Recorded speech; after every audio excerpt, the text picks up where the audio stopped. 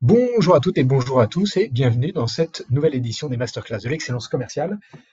On va parler d'un sujet très important aujourd'hui, c'est le grand choc des générations avec la grande spécialiste du sujet, avec Frédéric Gess. Bonjour Frédéric, Bonjour, bonjour Roland, bonjour à tous. on est ravis de t'accueillir. La semaine dernière, on accueillait le patron de la transformation du groupe BPCE qui nous a parlé des changemakers et des conditions pour faciliter, engager les transformations à l'échelle du deuxième groupe bancaire en France. BPCE, c'est Banque Populaire, Caisse d'épargne. Vous Ouais. pouvez retrouver cette masterclass sur notre chaîne YouTube ou sur votre plateforme de podcast préférée. Les, euh, les masterclass sont rendus possibles par le soutien d'Incentive. Incentive, c'est un peu le CRM du manager. On met en place un CRM pour améliorer la relation avec ses clients et nos clients mettent en place Incentive pour améliorer la relation entre le manager et le collaborateur, quels que soient les âges, quelles que soient les générations. Si vous êtes intéressé, n'hésitez pas à contacter nos équipes. Voilà, la page de publicité est terminée. Ce que je te propose, Frédéric, c'est de Oui, commencer par un exercice qui est toujours très agréable, c'est d'écouter Lila faire ton portrait. d'accord, j'écoute avec plaisir. Alors, Frédéric, vous avez commencé comme consultante en communication d'influence avant de diriger des grands groupes médias pendant 20 ans. Dès 2012, vous vous engagez au MEDEF 13. En 2014, vous devenez directrice générale de la Fédération du réseau Entreprendre. Créé par André Muliez en 1986 dans une démarche avant tout humaniste, Réseau Entreprendre est un réseau international de chefs d'entreprise qui a pour mission de contribuer à la réussite des entrepreneurs significativement créateurs d'emplois et de richesses. Grâce à la mobilisation des 16 000 chefs d'entreprise membres des associations dans chaque département et des 270 salariés du réseau, plus de 1500 futures PME naissent et se développent tous les ans, créant ou sauvegardant ainsi près de 16 000 emplois chaque année. Vous devenez ensuite créatrice de la Ligue nationale contre le cancer aux côtés du regretté Axel Kahn. La Ligue contre le cancer, ce sont 600 salariés, 105 millions de budget annuel, 14 000 bénévoles, 590 adhérents et 780 000 donateurs, avec 103 comités départementaux pour mailler le territoire et être proche des patients et des structures de soins. En 2023, vous avez créé USCOA Partners, un cabinet dédié à l'accompagnement des dirigeants et des organisations vers une croissance durable et une RSE innovante. Experte de l'intergénérationnel et de l'emploi des seniors, vous avez fondé le mouvement Senior for Good, valorisant les cadres de plus de 50 ans en entreprise. Chevalier de l'Ordre national du mérite, vous restez fidèle à la maxime « Vivre, c'est être utile aux autres ». La communauté des masterclass de l'excellence managériale est ravie de vous accueillir. Merci, merci Lila. Bon, ça rajeunit pas tout ça. Alors quel parcours, Frédéric? Quel parcours et surtout un parcours engagé auprès des entrepreneurs, engagé auprès des entreprises avec le MEDEF, auprès des malades et de la recherche du cancer avec la Ligue contre le cancer. Un parcours extraordinaire. Alors moi, je vais commencer par une citation que j'ai trouvée dans ton livre, Le choc des Oui, générations n'existe pas, que j'adore. La nouvelle génération est épouvantable. J'aimerais tellement en faire partie. Elle nous vient d'Oscar Wilde. Qu'est-ce tout qui à t'a fait. intéressé, qu'est-ce qui t'a poussé à t'intéresser au sujet du choc générationnel? Bah, en fait, très simplement, et c'est souvent comme ça que les choses se font, hein, c'est parce que j'ai vécu, en fait, j'ai découvert il y a 3 ans maintenant cette discrimination qu'est l'agisme. Discrimination silencieuse, hein, dernière discrimination assumée finalement dans nos entreprises. Et je l'ai découvert de façon très simple et anecdotique, hein, c'est-à-dire qu'en janvier 2022, je venais d'avoir 56 ans, je souhaitais quitter la Ligue contre le cancer, hein, j'avais accompagné Axel Kahn jusqu'à son décès, ma petite sœur aussi qui était décédée, le cancer c'était lourd à porter, j'étais intéressée par un nouveau job. Et les consultants sont emballés par mon profil et l'employeur n'a pas voulu me recevoir à cause de mon âge. Et c'est vrai que ça m'a beaucoup choquée. Au début, j'ai pas compris parce que vraiment, bah voilà, 32 ans de parcours mis à la poubelle du jour au lendemain finalement, hein, plus de compétences, plus d'expérience. Et cette confrontation finalement à voilà, à ce monde du travail qui a du mal avec le vieillissement, en fait, ça m'a donné envie d'en savoir plus. Donc, comme j'aime bien comprendre, j'ai cherché à comprendre. J'ai vu qu'il y avait un vrai sujet. Et donc, je suis d'abord entrée dans ce sujet des âges par la seniorité, par comment on peut faire bouger les lignes sur ce sujet de la seniorité dans l'entreprise. Et puis, comme j'ai du mal à cloisonner et que j'aime bien ouvrir plutôt que stigmatiser, je me suis dit que d'un point de vue plus professionnel, je pouvais peut-être accompagner les entreprises sur un volet plus intergénérationnel. Pour une raison très simple, c'est que dans les associations, moi j'ai dirigé pendant 10 ans, comme disait Lila, des réseaux associatifs et des ONG. Et en fait, dans les associations, je dis souvent, on a beaucoup de défauts, mais pas celui-là. C'est-à-dire qu'on a vraiment une capacité à travailler en intergénérationnel. Moi, j'avais à la Ligue des très jeunes collaborateurs, des services civiques, des alternants, des jeunes salariés. Et puis, j'avais des bénévoles, notamment retraités, parfois très âgés et très actifs. Et on arrivait à orchestrer, à animer tout ce monde-là. Et en fait, mon sentiment, c'est que parfois, dans l'entreprise, on a un petit peu oublié ce besoin d'altérité, de débat d'idées, de discussion, et que l'intergénérationnel, eh bien, on peut en faire un levier de performance et aussi un levier d'engagement, de sens pour nos collaborateurs. Voilà pourquoi je suis arrivée, en fait, vraiment, je suis entrée dans ce sujet et j'ai essayé de développer beaucoup une expertise aussi et une approche un petit peu innovante du sujet. Donc on parle au départ d'une histoire très personnelle. Tu commences ton ouvrage avec un descriptif assez sévère. Tu parles de tsunami et tu parles d'un monde banni. Est-ce que tu peux nous expliquer ce concept d'un monde banni, B-A-N-I? Ah oui, en fait, c'est aussi une des raisons pour lesquelles je pense qu'on a besoin dans nos entreprises, dans nos organisations, de travailler davantage ensemble, toutes générations confondues. C'est qu'aujourd'hui, on est quand même confronté à oui, ce que j'appelle un tsunami de transformation. De transformation du travail. On a plusieurs transitions en fait qui arrivent ensemble. La transformation, la transition technologique avec le numérique et puis maintenant l'arrivée de l'intelligence artificielle. Ça nous met en responsabilité de faire monter en compétences, de former nos collaborateurs, des plus jeunes aux plus seniors. La transition écologique avec les environnements, avec les changements environnementaux, les enjeux qui sont un chantier aussi titanesque qui percute déjà le travail avec des nouveaux métiers, des nouvelles compétences. Il y a cette évolution de la relation au travail aussi, avec l'accélération, notamment depuis la crise sanitaire. Le travail, de moins en moins, c'est l'étoile polaire d'une vie, donc il y a d'autres attentes de la part des salariés. Et puis, il y a cette transition démographique dont en réalité on parle assez peu et qui fait partie de ce monde VUCA comme on l'a appelé longtemps ou banni comme on l'appelle aujourd'hui, imprévisible, fragile, anxiogène.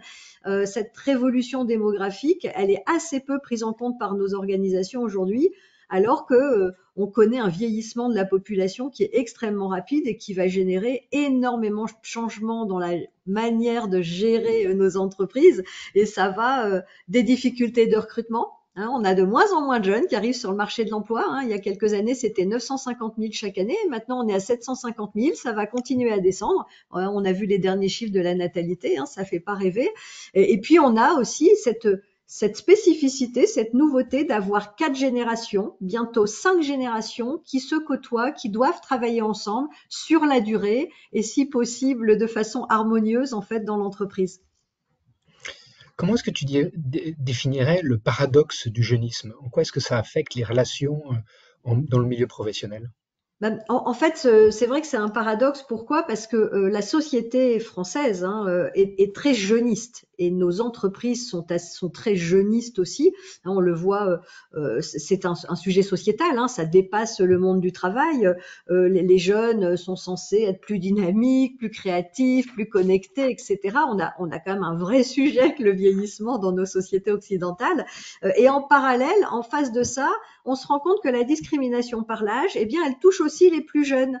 Quand on parle d'agisme, finalement, ça va toucher les plus de 45-50 ans. Et puis, ça touche aussi les jeunes qui arrivent sur le marché de l'emploi. On a quand même 16% des moins de 24 ans aujourd'hui qui sont au chômage. Donc, un taux énorme par rapport au taux moyen de chômage en France. Et c'est en ça que c'est assez paradoxal parce que nos entreprises, elles veulent des jeunes, mais bon, avec Mais qui soient déjà expérience, bien formés, avec la même c'est expérience mieux. que les plus âgés. Voilà. Et du coup, oui, c'est vrai que ça donne un espèce de paradoxe où à la fois on va valoriser les qualités entre guillemets hein, associées à la jeunesse, et puis en même temps, on veut pas non plus de jeunes forcément, voilà, qui sont pas assez expérimentés ou parce qu'on va estimer, parce qu'on a ces cases aussi des générations, que cette fameuse Gen Z, elle est fainéante, elle sait plus bosser, etc. Donc effectivement, il y a un paradoxe quand même dans la manière dont dans l'entreprise on traite finalement l'agisme et le jeunisme. Alors, on a eu Ouais. l'occasion dans les masterclass de l'excellence managériale de recevoir des experts qui nous ont parlé de communication, de management autour de différentes cultures, et également entre les générations, comment gérer pardon, la génération X, comment gérer la génération Y. Toi, tu aimes pas du tout ces stéréotypes. Non, en fait, j'aime pas ces stéréotypes parce que ce sont des stéréotypes exactement. Hein. En fait, ces cases des générations, elles ont été inventées hein, par des sociologues, des marketeurs, elles sont beaucoup reprises par les médias. Et en fait, ce que j'aime pas dans ces cases, c'est que c'est des cases des catégories qui enferment. Alors c'est vrai que notre cerveau aime ça. Hein, on sait bien, hein, nos biais cognitifs, notre cerveau, il a besoin de simplifier, de généraliser, et donc il aime catégoriser hein, les gens. C'est plus facile hein, de repérer les gens en fonction de l'âge. Le problème, c'est qu'effectivement, du coup, ça génère et ça renforce des stéréotypes en fait liés à l'âge. C'est un peu, moi, pour moi, les cases des générations, c'est un peu comme l'horoscope en fait. Hein. À partir d'une date de naissance, on va étiqueter une personne et parce que tu es né à telle année, eh bien, tu vas être comme ça. Et en fait, c'est ça que je n'aime pas du tout, en fait, dans cette stigmatisation des cases boomer X, Y, Z, c'est que finalement, on enferme les gens et en plus, ces cases, elles opposent les uns les autres parce qu'en général, la définition, les caractéristiques qu'on va donner à une génération, c'est en opposition à une autre génération. Tu vois, par exemple, on va dire les plus jeunes, la génération Y, la génération Z, ils sont plus créatifs. Bon, sous-entendu, les plus vieux, les X et les boomers ne sont pas créatifs. À chaque fois, en fait, on oppose. Alors que moi, je dis, bah non, on a beaucoup plus de communs en fait que de différences. Et l'intérêt de l'intergénérationnel, justement, c'est d'aller travailler à gommer les éventuelles différences culturelles et les éventuels effets d'âge, les éventuels effets d'époque, pour mieux travailler ensemble et être plus performants ensemble. C'est quand même beaucoup plus positif. Alors, si on parle concrètement, qu'est-ce qui fait dire que la situation des seniors aujourd'hui en France dans le monde du travail est difficile? Et est-ce que c'est encore plus compliqué quand on est senior et femme? Alors, bah oui, alors c'est très simple. Hein. Basiquement, il suffit de regarder les statistiques. En fait, hein. L'agisme est la première discrimination. C'est pas moi qui le dis, hein, c'est le défenseur des droits. Clairement, on n'est pas bon en France sur ce sujet. Hein. On est parmi les mauvais élèves de l'Europe. Hein. Même si au fil des réformes des retraites, il y a une augmentation du taux d'emploi des seniors qui augmente un petit peu spontanément, c'est loin d'être suffisant. Hein. Aujourd'hui, taux d'emploi des plus de 55 ans, 58%. Avec une moyenne européenne à 64. En Allemagne, on est à près de 75%. Voilà. À partir de 60 ans, c'est encore plus catastrophique, c'est 38%. Et puis, toutes les enquêtes, en fait, démontrent une conception, en fait, de l'âge dans l'entreprise française qui est quand même très négative. Hein. On a eu des enquêtes récemment encore, en 2023-2024, où 4 dirigeants sur 10, par exemple, confirmaient ne jamais embaucher un candidat de plus de 45 ans. Donc effectivement, l'accès à la formation aussi dans l'entreprise. Clairement, la situation des seniors dans le monde du travail en France aujourd'hui, elle n'est pas bonne parce qu'on a deux sujets. On a les seniors qui sont salariés dans l'entreprise, c'est-à-dire comment ils sont traités dans l'entreprise, comment on continue à les garder employables, on les forme, on leur donne de la mobilité, des augmentations, etc. Ça, il y a un premier sujet. Et puis on a le deuxième sujet qui est le sujet numéro un, qui est la discrimination à l'embauche ou quand on est hors de l'emploi, en fait, à partir de 45-50 ans, bah, pour retrouver un job, on va mettre 2 fois plus de temps que les autres, etc. C'est beaucoup plus difficile, c'est très très difficile. Il y a vraiment un classement vertical des candidatures encore aujourd'hui.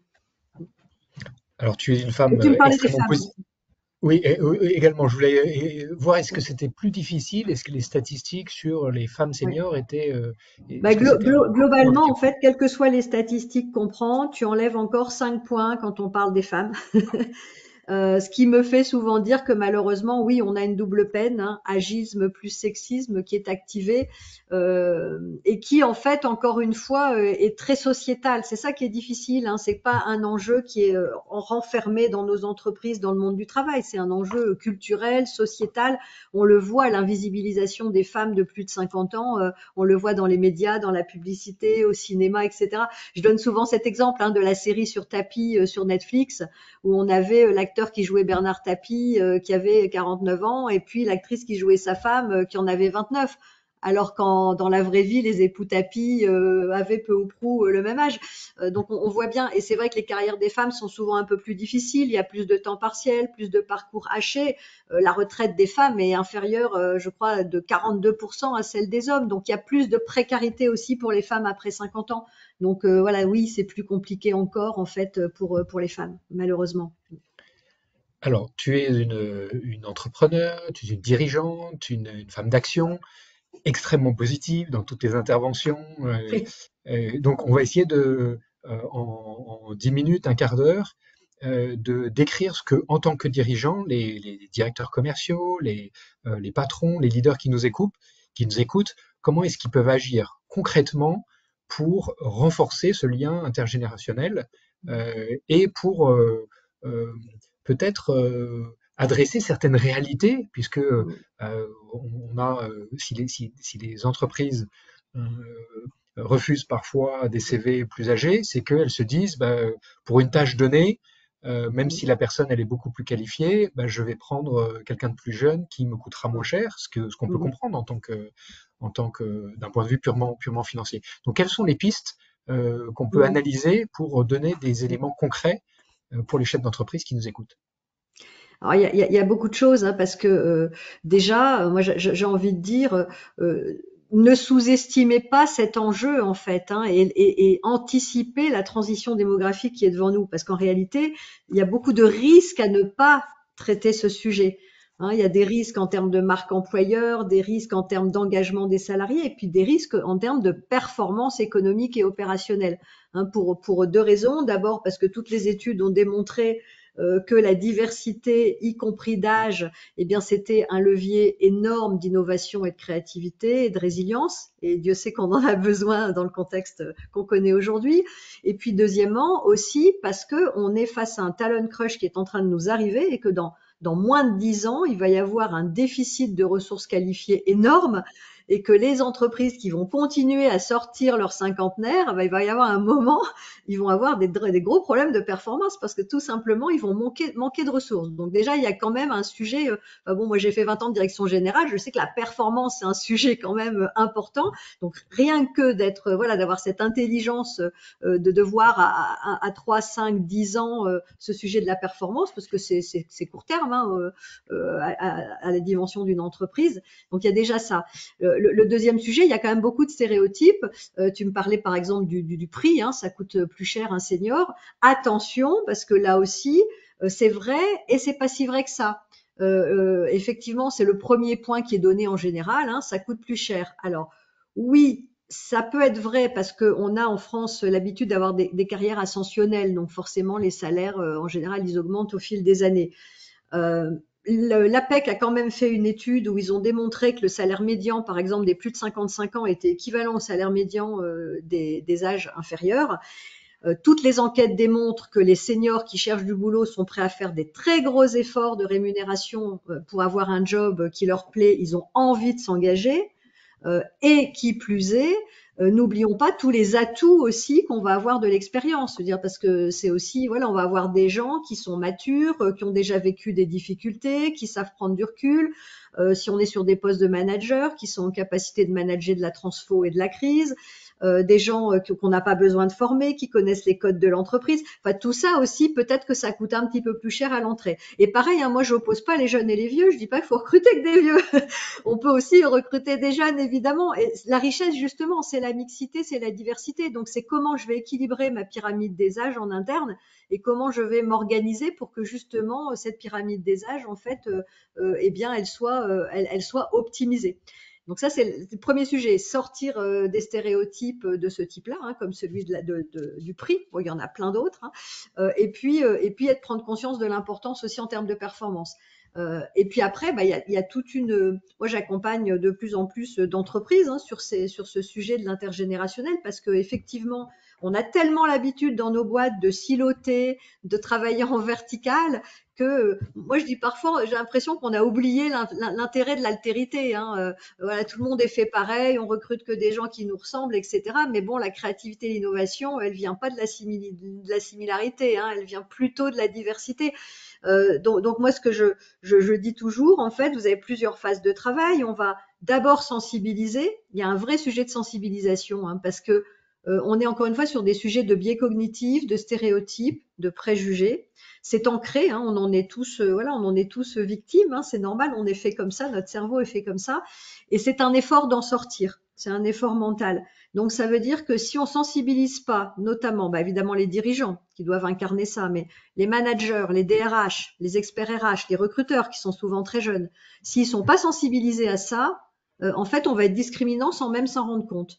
Donc la première étape de travail finalement pour tirer parti de cette richesse intergénérationnelle, c'est vraiment cette sensibilisation de ceux qui sont en première ligne. Et puis il faut que le dirigeant s'y intéresse un peu parce que quelque part c'est quand même une transformation culturelle. Hein, on travaille pas comme ça forcément dans toutes les entreprises aujourd'hui, notamment dans les grandes entreprises. Et donc culturellement il y a un effort. Quand on voit par exemple dans les startups qu'à 30 ans on est vieux, et qu'il y a 1,3% de seniors salariés dans les startups, il y a quand même un vrai boulot culturel à faire quand on est en scale et qu'on se rend compte qu'avoir un peu de gens expérimentés, c'est utile aussi. Tu vois, donc il y a déjà ce sujet vraiment de sensibilisation. Après, il y a évidemment le fait d'emmener aussi les équipes, parce qu'il suffit pas que les managers soient convaincus. On a besoin aussi que les collaborateurs, que les salariés. Et c'est assez facile en réalité. Hein. Moi, je le vois dans toutes les conférences que je donne. Le public, en général, il est enthousiaste parce que finalement, l'âge, ça concerne tout le monde. Dans la vie privée, on a tous des parents, des enfants, des cousins, des neveux, etc., de toutes les générations. On est capable de le gérer dans notre vie personnelle. Et donc, finalement, retrouver plus de plaisir à être ensemble et à faire ensemble, en général, c'est assez bien accueilli. Mais ça veut dire quand même mettre les gens ensemble. Hein. Donc, tu vois, c'est aussi les faire travailler ensemble, les mettre en action. C'est les sensibiliser effectivement à leurs propres stéréotypes, parce que comme on en a tous, on en est tous victimes. Et puis deux, montrer en fait, c'est en faisant qu'on fait bouger les modèles mentaux. Tu vois, donc effectivement, ça va être mettre en place des groupes projets intergénérationnels, peut-être des binômes. Et ça se travaille en fait de façon systémique dans l'entreprise, dans tout le parcours RH, dans tout le parcours de l'employabilité du collaborateur. Et puis parfois, il y a aussi, après, il n'y a pas une recette, hein, ça dépend de l'ADN, de la culture de l'entreprise, de ce qui est déjà fait. Moi, je sais que dans certaines entreprises, j'accompagne les seniors, les salariés de plus de 50 ans, parce qu'on s'est rendu compte dans les baromètres internes qu'il y avait une perte de confiance de leur part, une baisse de l'engagement. Ça peut arriver aussi parce que parfois, bah, quand on est un petit peu placardisé, il y a un impact hein, forcément hein, sur l'engagement et donc sur la productivité. Donc, tu vois, il y a énormément de choses. Je pense que si on veut donner une recommandation aux dirigeants qui nous écoutent, c'est de regarder ce sujet vraiment. Moi, je dis toujours, il faut en faire un sujet pour que ce soit un non-sujet quelque part. C'est de prendre cette problématique pour en faire vraiment un truc positif, une opportunité, voilà, qui est en phase avec les valeurs de la boîte. Donc, ça dépend aussi des valeurs qu'on a envie de porter. C'est c'est quand même des valeurs humanistes. Pour moi, c'est pas juste un outil, tu vois, c'est vraiment aussi une manière de voir la relation de travail avec ses équipes. Est-ce qu'il faut former les managers au management intergénérationnel comme on forme dans certains cas au management interculturel? Alors ça, c'est vrai que c'est une super question, je trouve, parce que souvent je me dis, bon, on a tellement de modes de formation au management. Alors, en plus, il y a plein de formations au management intergénérationnel qui consistent justement à expliquer comment ça fonctionne dans les cases. Hein, alors les Y, ils sont comme ça, les Z, ils sont comme ça, faut les former comme il faut les manager comme ci, comme ça. Donc finalement, on vient renforcer les propres stéréotypes des managers. Donc moi, je dis toujours oui et non, c'est-à-dire qu'en fait, pour moi, être formé au management intergénérationnel, c'est vraiment apprendre à changer de regard sur justement l'âge, hein, et donc c'est cette phase de mise en conscience de ces biais cognitifs, de ces stéréotypes pour faire cet effort mental et avoir envie d'en sortir.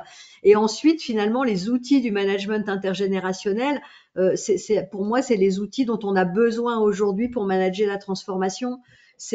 Moi j'aime beaucoup par exemple le concept du care management. C'est aller manager la singularité finalement. C'est de prêter attention en fait à chacun. Aujourd'hui, on a 4 générations. Ça va bientôt être 5, hein, avec l'allongement de l'espérance de vie en bonne santé et de la durée du travail, hein, avec les réformes des retraites aussi. On va devoir travailler de façon de plus en plus longtemps. On peut plus traiter les salariés de manière uniforme. On peut avoir, vous vous rendez compte, 40, 45 ans d'écart entre deux collègues. Donc forcément, il y a des effets d'âge, il y a des effets de vécu, il y a des comportements qui bougent. Donc forcément, on a besoin en fait qu'il y ait de l'équité de traitement dans une équipe. Et là, on a vraiment besoin de former les managers. On sait qu'en France, en plus, on n'est pas très bon là-dessus. Il y a à peine la moitié des managers qui ont été formés au management, vu que même dans les écoles de management, on forme pas au management quand même. Voilà, c'est un vrai métier, c'est un métier qui est difficile, le management aujourd'hui. On voit quand même qu'il y a de moins en moins de candidats aussi au management. Les jeunes de moins en moins sont intéressés par des postes de manager, donc ça interroge aussi. Et je pense qu'il y a vraiment un sujet effectivement de travail sur ce management intergénérationnel, à condition voilà que ça consiste pas une fois de plus à catégoriser et à mettre en case les gens en fonction de leur âge. Tu parlais de care management. Je sais que c'est un sujet qui te tient particulièrement à cœur. Est-ce que tu peux nous en parler un peu plus? Oui, ce qu'on appelle le care management, le soin en fait, c'est un concept qui vient des métiers du soin, de la santé, puisqu'on travaille d'abord le care vers les patients. Et en fait, c'est un mode de fonctionnement qui consiste finalement à se dire qu'on va prendre soin d'abord de ses collaborateurs, d'abord de ses équipes, et ce qui va permettre aux équipes de prendre soin à leur tour de vos clients, voire même peut-être de la société et de la planète, puisqu'on va pouvoir aussi peut-être générer grâce à ça de l'impact positif, social, sociétal ou environnemental. Et il y a C'est la symétrie des attentions finalement. On appelait voilà, ça c'est ce symétrie que des attentions. Je m'occupe de exactement. mes employés comme j'ai envie que mes employés s'occupent de mes clients. Voilà, exactement, exactement. Tu m'enlèves les mots de la bouche. Effectivement, c'était vraiment cette symétrie des attentions à laquelle moi je crois beaucoup. Pourquoi? Simplement parce que quand on part du soin, d'ailleurs moi pour les leaders et les managers, quand je suis sur des accompagnements de leadership, je parle déjà du soin de soi. En tant que leader, en tant que manager, en fait, avant même de prendre soin de son équipe, déjà prendre soin de soi pour être en capacité d'avoir la lucidité, le discernement, de gérer les transformations et donc de prendre soin de ses équipes. Et là, on va être davantage ouvert, bien sûr, aussi à cet intergénérationnel, forcément, puisqu'on va prêter attention à l'autre. Et donc, il y a cette symétrie, effectivement, des attentions qui est aussi de se dire que si on prend soin de soi et de ses équipes, eh bien, on va tous ensemble être en capacité peut-être de mieux prendre soin de nos clients, de nos prospects, et puis aussi après de gérer nos responsabilités sociétales et environnementales. Et c'est vrai que je trouve que ça, en tout cas, c'est un mode c'est une culture du soin et de l'attention à la personne qui, à mon sens, oui, permet de s'ouvrir davantage au commun et au faire ensemble. Voilà, qui est vraiment moi mon cœur d'ambition en fait, quand je parle d'intergénérationnel. Parce que je dis toujours attention, l'âge c'est pas une fin en soi. On n'est pas juste un âge. On va pas tout regarder dans l'entreprise à partir de l'âge, surtout pas. Mais en tout cas, ça fait partie, en tout cas, des leviers et des enjeux certainement à prendre en compte, notamment avec cette transition démographique. Il faut savoir que depuis l'année dernière, les courbes sont inversées, les vieux, les jeunes. Ça y est, on a vraiment changé de braquet, donc ça va aller très très vite. J'aime beaucoup ton approche parce que souvent quand on adresse des sujets de discrimination, on a souvent des discours qui sont autour de il faut protéger, il faut avoir des Oui, approches spécifiques, voire faire de la discrimination positive. Toi, c'est pas du tout ton discours. Toi, tu es dans le vivre ensemble, prendre oui. soin les uns des autres et arrêter de se stigmatiser Mm. les uns par rapport aux Oui, autres. mais oui, et respecter les différences, c'est-à-dire en fait, on va aller chercher le commun pour mieux comprendre les différences éventuelles culturelles qu'on peut avoir. Parce que, attention, hein, quand je dis que j'aime pas les cases, je dis pas qu'il n'y a pas de différence entre les générations. Hein, forcément, on a des vécus différents. Donc il y a, voilà, on n'a pas le temps aujourd'hui de descendre tout ça. J'explique tout ça dans mes conférences. Mais en tout cas, moi, j'aime pas du tout le côté égalitarisme bien pensant, tu vois, en se disant, ah ben, on va traiter tout le monde de la même manière, on va faire comme si tout le monde est pareil. Ah, je suis pas sûre que Manon, 20 ans, et Jean-Michel, 64 ans, ils soient tout à fait pareils. Et peut-être qu'ils travaillent dans la même entreprise, dans le même service. Par contre, ils ont chacun quelque chose de génial à apporter. Donc pour moi, c'est pas gênant de dire aux plus jeunes, bah écoute, t'es très jeune, moi ce qui va m'intéresser dans notre réunion, justement, c'est ton œil neuf. Puis toi, bah Jean-Michel, qui est hyper expérimenté, qui connaît super bien la boîte, tu vas nous apporter autre chose à la dynamique. Donc tu vois, c'est ça qui fait la richesse en fait, c'est cette diversité et c'est comment on accepte en fait, on tolère et on accepte et au contraire on valorise ces diversités d'âge et donc de peut-être aussi de besoins, d'attentes de chacun. Et puis pour effectivement un mieux vivre ensemble et un mieux faire ensemble dans l'entreprise et dans notre société finalement, hein, dans notre quotidien aussi. Hein. Chacun a quelque chose de génial à apporter et toi, tu nous as apporté quelque chose de génial. C'est ton message ultra positif sur les rapports intergénérationnels. Le choc des générations n'existe pas. Frédéric Gesque, un immense merci pour ta présence avec nous. C'était très court, c'était bien sûr trop court pour couvrir un sujet aussi vaste. Pour aller plus loin, tu suggères quelques livres. Alors bien sûr, on va commencer par ton livre, hein, Le choc des générations n'existe pas, avec des conseils très pragmatiques, des citations, des anecdotes. C'est vraiment un livre passionnant à mettre entre toutes les mains des dirigeants. Et puis Axel Kahn, avec qui tu as travaillé pendant longtemps, et le bien dans tout ça. Et puis Eckhart Tolle, Le pouvoir du moment présent, guide d'éveil spirituel, peut-être pour s'ouvrir encore plus aux autres. Bah, oui, oui, alors le dernier livre d'Axel Kahn, évidemment, parce que ça a été mon dernier patron, hein, c'est lui qui m'avait recruté comme DG à la Ligue contre le cancer. Je l'ai vu écrire ce livre, je l'ai vu réécrire l'introduction quand il est tombé malade. Je l'ai vu être heureux de le publier avant de partir. Et puis, il avait cette passion pour le bien, pour le bon. C'était un homme profondément humain et humaniste qui m'a beaucoup, beaucoup apporté, beaucoup impressionné. Et ce livre Testament, voilà, il est absolument, enfin, il est vraiment passionnant. Donc, c'est pour ça que je m'étais permis de vous le proposer. Et puis, le pouvoir du moment présent, bah, tout simplement parce que, à titre perso, moi, je suis hyper active. J'ai beaucoup de mal à ralentir. J'apprends depuis quelques années, en fait, à ralentir un tout petit peu et je me rends compte à quel point c'est essentiel dans le contexte voilà, dans les contextes de ce qu'on vit aujourd'hui, en fait, de se mettre en capacité de garder notre lucidité, de se reconnecter à soi, de se reconnecter à l'essentiel. Quand je coach des dirigeants, on travaille beaucoup sur ce sujet-là aussi. Et donc voilà, donc c'était aussi un petit bouquin qui est pour moi intéressant à avoir sur sa table de nuit. Et alors, est-ce que tu as une citation qui t'inspire particulièrement? Ah ouais, j'en ai beaucoup. Alors, il y a des citations de Meryl Streep que j'aime bien. Je sais pas pourquoi, mais ça me résonne beaucoup. Et pour rester dans le thème, en fait, du coup, j'en avais sorti deux. Il y en a une où elle disait, il faut accepter de vieillir. La vie est précieuse et quand on a perdu beaucoup de monde, on se rend compte que chaque jour est un cadeau. Voilà, et c'est vrai que moi en 2021, j'ai eu une période très noire, hein, puisque j'ai perdu ma petite sœur, ma maman et mon patron en moins de 6 mois, et ça a vraiment bouleversé ma conception de la vie. Je pense d'ailleurs si je suis entrepreneur aujourd'hui, voilà, c'est ce qui m'a fait me lancer à 57 ans, alors que tout le monde me disait t'es folle à ton âge, ne quitte pas les CDI, au secours. Voilà, donc c'est ça m'a beaucoup parlé. Puis elle a une autre citation que j'aime bien aussi qui dit juste avec le temps, tu apprends à être plus ce que tu veux et moins ce que les autres veulent de toi. Et c'est vrai que ça résonne beaucoup aussi chez moi parce que j'essaye, en tout cas aujourd'hui, de porter cette voix des femmes, en fait, de plus de 50 ans, bah, qui osent, qui ont plus besoin de porter un masque, voilà, qui peuvent prendre la parole, qui peuvent dire ce qu'elles ont envie de dire. Et c'est vrai que finalement, quand tu prends l'âge, c'est aussi, je trouve, voilà, un vrai plus, un vrai avantage de la seniorité, en fait, c'est que finalement, on a moins de choses à prouver et donc on est plus libre peut-être. En tout cas, moi, je me sens plus libre de dire ce que j'ai envie de dire et de le dire comme j'ai envie de le dire. Voilà.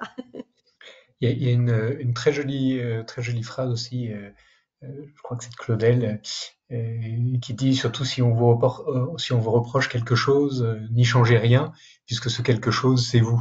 Mm. Ou alors C'est beau. soyez vous-même parce que les autres sont déjà pris. Mm, mm. Voilà, des beaux messages, des beaux messages. Est-ce que tu as encore quelques minutes avec nous? On sera ravis de prendre les questions de nos Avec auditeurs. plaisir. Et vous pouvez les poser directement sur l'interface de GoToWebinar, sur l'interface de LinkedIn si vous nous suivez sur LinkedIn, ou de YouTube si vous nous suivez sur YouTube. Et Lila va nous les transmettre. Super. Je te laisse avec Lila. Et merci à tous de votre écoute. Alors, on a une première question de Jules qui demande comment réagir face à des collaborateurs qui rejettent l'idée de travailler avec des générations différentes. Alors ça, c'est le sujet de la sensibilisation, hein, dont je parlais tout à l'heure. C'est vrai que c'est compliqué quand on ne porte pas le sujet, en fait, quand on fait pas de ce sujet de l'intergénérationnel un vrai sujet interne dans l'entreprise. Parce que, encore une fois, bah, ces collaborateurs, ils sont sujets à leurs biais cognitifs, hein, et à leurs stéréotypes et à leurs préjugés. Donc, c'est très inconscient, c'est très ancré chez eux. Et effectivement, moi, je le vois parfois dans des entreprises dans lesquelles je vais. Hein, on peut avoir des jeunes qui veulent pas travailler avec les seniors, des seniors qui disent on n'en veut pas de ces jeunes, ils savent plus bosser de toute façon, hein, etc. Ils sont que sur les réseaux sociaux, etc. Et donc, on a vraiment besoin de sensibiliser. C'est un effort de la part du manager aussi, effectivement, de ne pas hésiter à mettre ensemble, à passer du temps, à écouter le pourquoi et en fait à mettre les gens avec le sourire, hein, et avec de la légèreté surtout, en conscience un petit peu des biais des uns et des autres. Et moi, je vois bien parfois quand je fais des ateliers, par exemple pour des salariés de plus de 50 ans, ils arrivent en me disant oui, on n'est pas bien traité, etc. Et en fait, je les fais exprimer finalement les stéréotypes qu'ils ont envers les plus jeunes. Et bon, au bout d'un quart d'heure, il me disait, ah, mais finalement, t'as raison, oui, c'est vrai que nous aussi, oh là là, mais on les traite mal, nos jeunes. Et donc voilà, donc pour le manager, effectivement, ça peut être aussi voir peut-être avec sa RH, hein, comment en fait peut-être mettre en place une sensibilisation sur ces sujets-là dans l'entreprise, montrer des rôles modèles aussi, peut-être de différents âges, et puis donner des temps peut-être d'ouverture de parole dans son équipe de toutes les générations, sans oublier la génération des 30-45, hein, attention, hein, qu'on appelle l'âge d'or, hein, qui est très apprécié dans les boîtes et qui a un vrai rôle aussi à jouer de passerelle, de pont en fait entre les plus jeunes et les moins jeunes. Très bien, on a une deuxième question assez longue de Aurélie qui dit n'avez-vous pas observé plus de rigidité et de difficulté à avoir un esprit ouvert chez les seniors justement, même si c'est de toute évidence propre à chacun, n'est-ce pas aussi le propre de la seniorité de penser qu'on a un peu à apprendre des plus jeunes et comment travailler avec ces a priori des moins jeunes? Alors c'est compliqué parce qu'en fait là on est encore quand même dans des stéréotypes parce que finalement aujourd'hui on se rend compte qu'avec avec l'espérance de vie en bonne santé, hein, qui augmente aujourd'hui, on peut plus dire, enfin franchement on peut plus dire qu'on est vieux à 50 ans, même à 60, hein, quand on est en bonne santé. Et du coup, j'ai perdu le fil de ce que je voulais dire à partir de ça. La question, pardon, hein, c'était, j'ai un petit blanc. Je peux tout vous relire si C'était vous non, ils voulez. sont quand même un peu rigides, etc. Oui, j'ai bien ça en tête. Et donc en fait, oui, simplement, ce que je voulais dire déjà en introduction, c'était qu'en réalité, aujourd'hui, ça va être plus le ressenti personnel de la personne et des différences culturelles plutôt qu'un âge biologique qui vont faire que la personne va avoir des réticences à travailler avec d'autres générations. Donc le senior, effectivement, le fait qu'il ait de l'expérience, si culturellement il est un peu rigide, il est un peu fermé, parce que ça fait par exemple 30 ans qu'il est dans la boîte et qu'il estime qu'effectivement il n'a pas grand-chose à apprendre des jeunes, vous pouvez avoir aussi des profils de jeunes qui vont avoir des comportements en fait de seniors. Hein, c'est assez étonnant, mais on peut avoir des jeunes qui ont des comportements très traditionnels, des attentes très traditionnelles, qui vont avoir des comportements assez rigides, et on peut avoir des seniors qui ont un âge ressenti personnel de 25 balais et qui sont hyper créatifs. Donc attention encore une fois aux cases. Maintenant, c'est vrai que c'est la responsabilité de chacun. C'est pour ça d'ailleurs que mon petit bouquin, il s'adresse pas que aux managers et aux dirigeants. Hein. C'est un livre vraiment que j'ai essayé de faire qui est tout petit, qui se lit facilement, parce que je voulais un livre grand public, parce que je pense que c'est aussi d'abord d'abord une responsabilité individuelle et que chacun a quelque chose en fait à apporter dans son entreprise pour sortir en fait de ces stigmatisations et de ces catégories. Et c'est vrai que là aussi, ça peut être aussi ouvrir, libérer la parole sur ces sujets-là, mélanger les gens, faire plus travailler ensemble les plus jeunes et les moins jeunes pour que les seniors eux-mêmes se rendent bien compte de tout ce que peut apporter aussi les plus jeunes en fait. Et souvent, on va avoir un apport croisé, mutuel en fait de connaissances. Hein. Le senior va pouvoir apporter effectivement une certaine expérience. Le junior peut-être, ça peut être sur les réseaux sociaux, mais pas que, hein, parce qu'on a pas mal de seniors finalement très actifs sur les réseaux sociaux. Mais vous voyez, donc il faut pas hésiter en fait à bousculer un peu ça, effectivement, quand des seniors ont une certaine rigidité. Parce que oui, c'est vrai, il y a des seniors qui ont une certaine rigidité, comme il y a des jeunes qui peuvent l'avoir aussi. Donc, faut pas hésiter à couper. Pardon, je suis un petit peu longue. J'essaie de donner quand même quelques tips. C'est pas évident comme ça en quelques phrases. Pas de souci. Et on a une dernière question de Valentin qui demande, avez-vous des exemples d'entreprises qui ont réussi à dépasser le mythe du choc générationnel? Alors, il y a des entreprises qui sont plus ou moins impliquées, engagées aujourd'hui sur ce sujet. Alors, je les connais pas à toutes, évidemment. Il y a des très belles entreprises qui travaillent sur la seniorité, hein, notamment. Hein. Il y a des boîtes où il y a des taux d'emploi de seniors qui sont très importants et donc beaucoup d'actions, de dispositifs d'action qui sont mis en place, des grands groupes comme la Poste, etc. Et il y a des entreprises qui sont engagé sur ce sujet de l'intergénérationnel. Alors, je peux vous donner quelques exemples parmi mes clients parce que c'est ceux que je connais le mieux, même s'il y en a plein d'autres avec qui je travaille pas, mais qui sont sur le sujet. Par exemple, AXA France travaille beaucoup sur le sujet. Hein. On a mis en place des ateliers pour les salariés. J'ai donné une conférence chez eux. Ils ont mis en place des campagnes de communication, un podcast, des rôles modèles intergénérationnels, etc. dans l'entreprise. Et surtout, ils travaillent en transparence de communication interne et ils gèrent des indicateurs. Parce que c'est toujours pareil, hein. Moi je dis toujours, ce qui ne se mesure pas n'existe pas. Donc il faut aussi qu'il y ait des indicateurs. Donc il y a AXA, il y a Nestlé aussi, où je suis allée récemment, qui lance une grande initiative intergénérationnelle.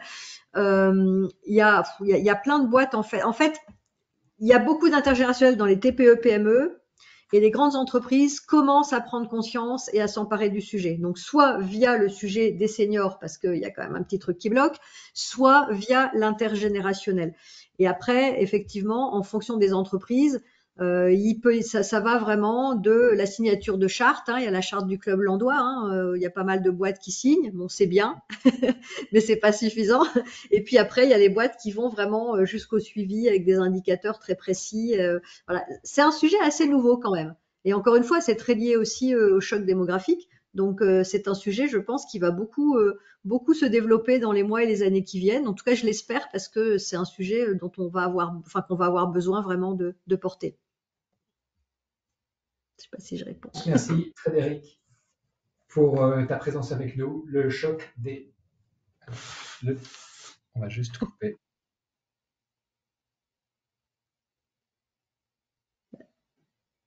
On vous entend plus, hein, par contre, Roland. Tous les micros sont coupés là.